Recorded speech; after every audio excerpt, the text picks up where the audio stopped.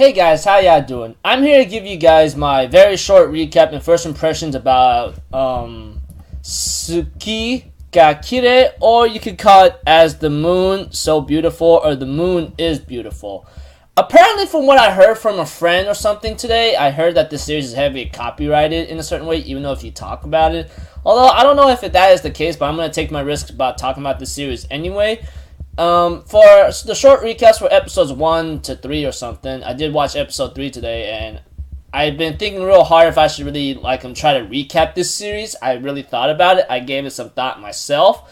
So I just go okay, might as well just take the risk and see what's up, because I heard this series is heavily copyrighted from a friend. I don't know if that's really true or not, but but as I said, I'm just taking the risk anyways for my, just for the hell of it, because I'm just doing this for fun, nothing more, nothing more.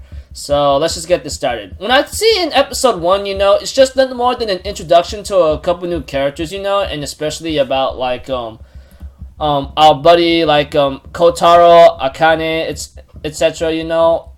Along with possibly Nishio and then Hira Takumi or something.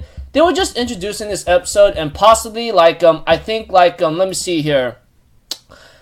Kotaro himself is actually experiencing a certain feeling or something that he may have not noticed before, and that's a little something about how people are growing up, especially when it comes to certain love, possibly. I don't know, when he's just staring at what's her name, Akanechi or Akane-chan, if anything. Then when it came to episode 2, it was nothing more than a sports festival. Of course, Akane did mess up her race or her event because she missed her potato squishy. I don't know what that is, but we have to it that Kotaro actually went out of his way to actually find it for her and give it to her at the end of the episode. Although when I see episode 2 is nothing more than a sports festival, of course there are some line text, involving in episode 1 and 2 with Kotaro and Akane possibly, though I don't know if that's the case. And then of course, like I said, episode 2 is nothing more than a sports festival, just having fun here and there. Of course, their school lost in a certain way, or the team lost.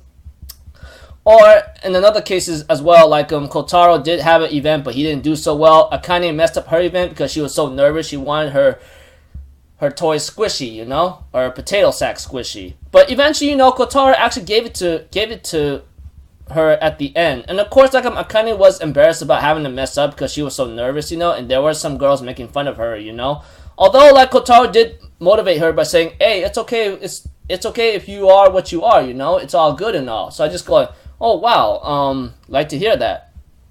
Then when it came to episode 3, it was nothing more than just exams and daily life procedures, people going to the clubs, and Akane had to meet, And, where I look at episode 3 and so forth, of course, when we have to it that, Akane and Kotaro have been liming each other, or you could say, texting in other cases, And, of course, Kotaro doesn't really studying a lot or something, maybe because he messed up his, writing story or something, and he is a writer in the first 3 episodes, although he didn't get the result he wanted, and he kind of messed it up possibly, maybe because his own writing wasn't that great. But yeah, when it came to certain advice from a book he gotten, love doesn't happen by chance, but it's by volition or something, or by by a certain execution. I don't know what the catchphrase or quote I found in the episode 3 4, but one thing for sure is it had some kind of meaning behind it. And of course, we have to it that Kotaro and Akane does meet. They have a little small talk towards the end of the episode, and he does say something about there's a way how to say I love you, saying the moon is beautiful tonight, huh? Don't you think? I don't know, but I guess that's a common phrase for people in Japan, possibly. I don't know if that is really true or not. But when Kotaro actually mentions something about the moon, we have to it that Akane says she's actually saying the moon is beautiful, And of course, there are some times where I heard from Hira Takumi, I think. I hear rumors in the first 3 episodes is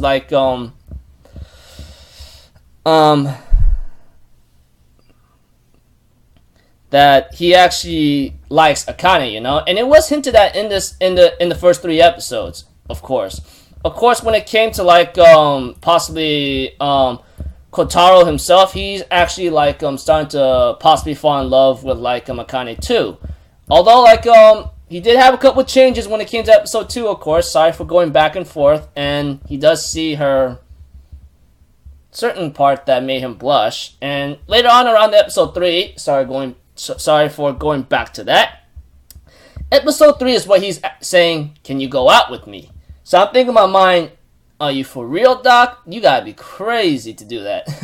So overall, when I look at the first 3 episodes, it's nothing more than possibly just young kids like in middle school and possibly going to high school, growing up, or the final year of middle school. It's just growing up and trying to understand what changes are occurring in them. So all I can see is just an ordinary school life, for everybody, just by going to clubs, going to class, and just like certain slice of life moments, which we don't really know if that even really happens to any other people, So my first impressions, I gotta say, I don't think it's like meant for people those like who's more interested to see what other kind of crazy fictional thing could happen in there, like maybe supernatural or something. So it's not meant for anyone who wants to see something out of the ordinary school life, Well, this one looks like it's just ordinary school life in other cases. But I'm pretty sure all you guys might be asking me right now, like, what are your first impressions?